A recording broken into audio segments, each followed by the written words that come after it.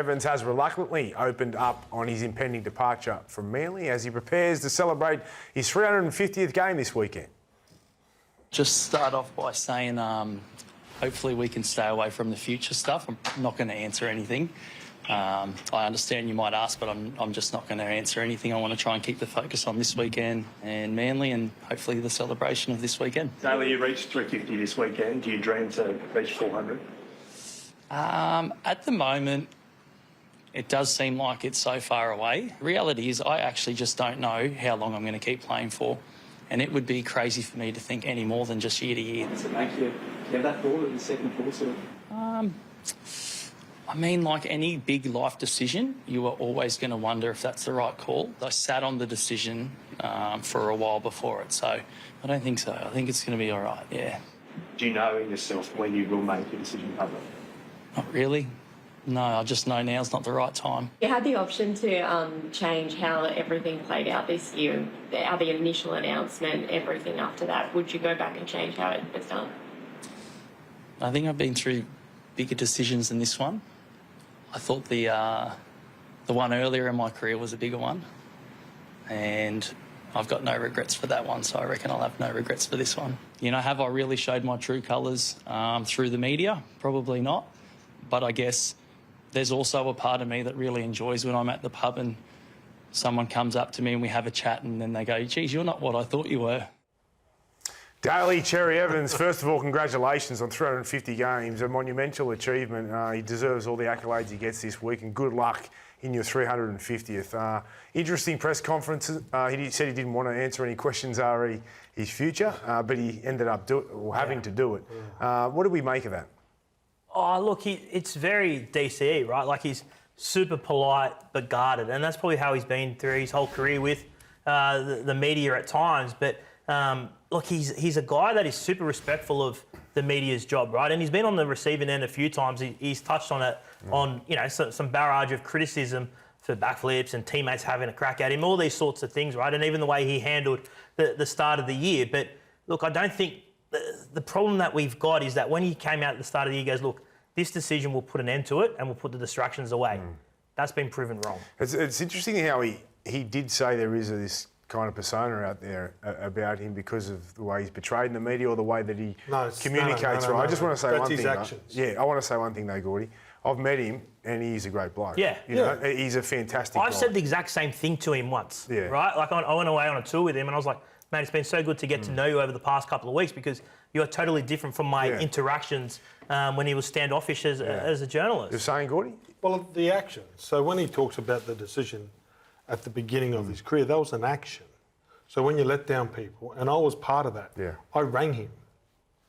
So he let me down with his words and his actions. So that doesn't leave you, right? And then you go meet someone in a pub and you talk to them for 5 minutes, they don't know you. You can't hang your hat on that. People, I don't know if this is an Australian trait or in general, people want authenticity. I like DCE as well, right? But I think the most flawed athlete we've had, character-wise, you could say, was Shane Warne, the legendary Shane Warne. But people loved him because he showed you who he was. And he was unafraid to be the guy who... what he presented was unvarnished. And DCE said it there. I've always found him pleasant as well. I don't know him that well, but I don't have a bad word to say about him.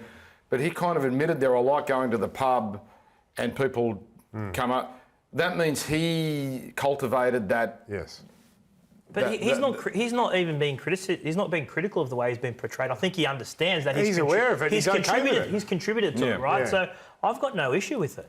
Yeah. All right, Cooper's observations concerning, but I think he'll bounce back at the Roosters. Is that what you were saying? Watching the Matty and Cooper show was out, like, that analysis around the lack of contact or desire to get in contact, I thought was a huge observation around DCE. But it's hard because if you guys know better than me, if you lose that contact, it's hard for ever to come back.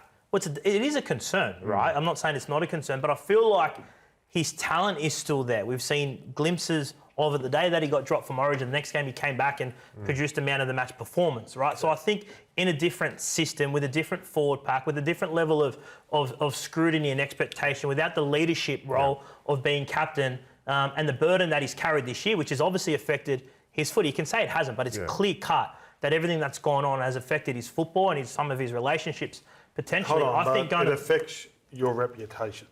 So the skill you spoke about, which he's got a lot of, but the will is the most important thing in our game. Yeah, and only he will know deep down if he's still got that desire to put his head in places I couldn't put my heads that you guys did, right?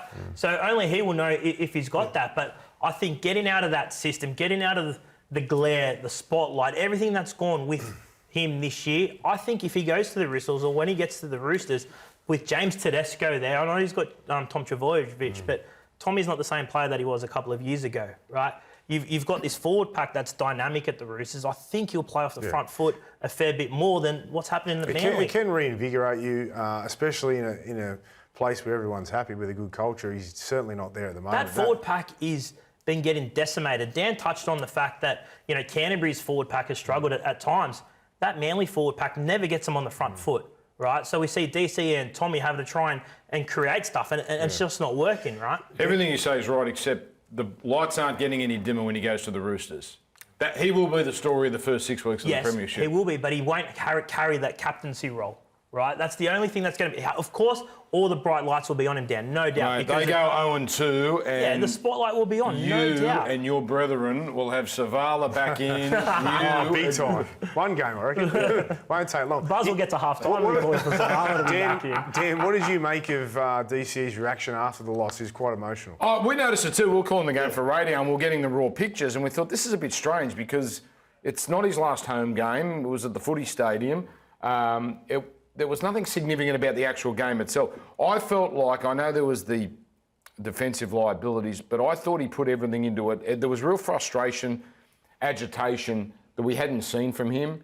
And he was in that pose for, I reckon, a good 2 minutes. He was utterly devastated.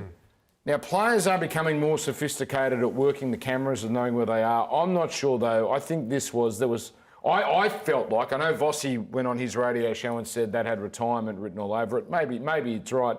To me, it dawned on him, my Manly time is coming to an end because they're out of the finals race. Now, it's sort of hit him, it seemed like it's done. There was a crucial moment, I think, that Dan points out, is the fact that, usually when DCE makes an error, a teammate makes an error, he's very upbeat, he sort of smiles and brushes it off. When he went short side to Ben Trbojevic, he looked angry. He looked upset. And that's not a sight that you see from DCE too often. And this is why I've squashed the rumours around retiring. I can't see him retiring because of legacy. He's 350 games this week. He's had a great career. It hasn't ended the way he's wanted it to at Manly. He has an opportunity to rewrite that at the Roosters. That's why I think that he will play on, and I have no doubt about it.